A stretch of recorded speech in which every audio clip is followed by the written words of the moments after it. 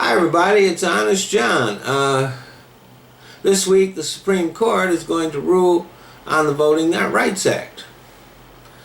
The plaintiff in the case has a lot of balls bringing it. Shelby County, Alabama?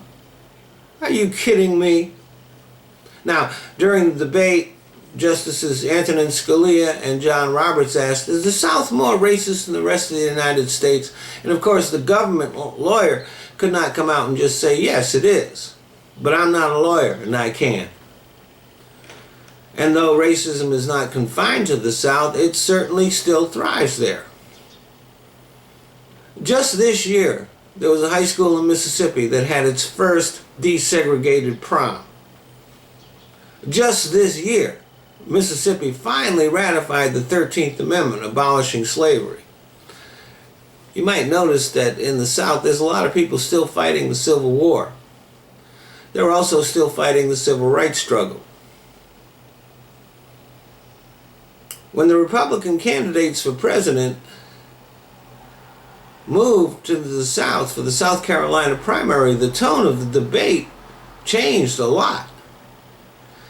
All of a sudden there were a lot of racist code words being used, and sometimes just blatant, outright racism coming from the candidates. And even though much of that was targeted at our Latino brothers and sisters, they didn't completely ignore black people.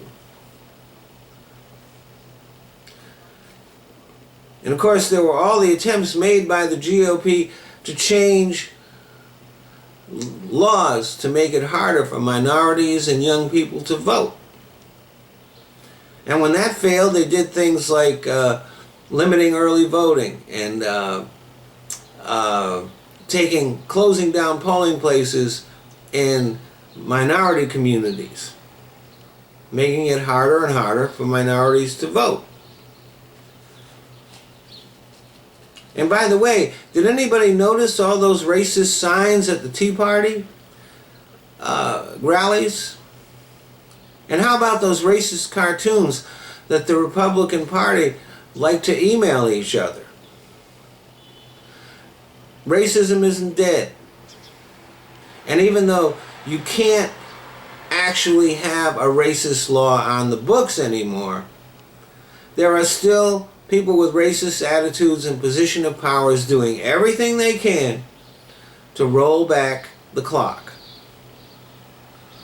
Conservatives try to pretend that racism is over with, while at the same time cultivating the votes of its most ardent practitioners.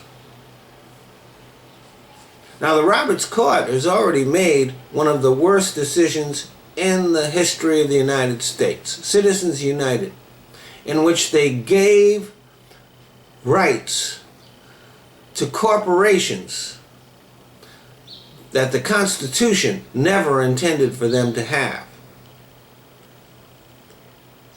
If they stand behind the people who are now trying to take voting rights away from actual citizens, they will ensure their place in history as the most shameful and worst collection of justices ever assembled. Thanks for listening.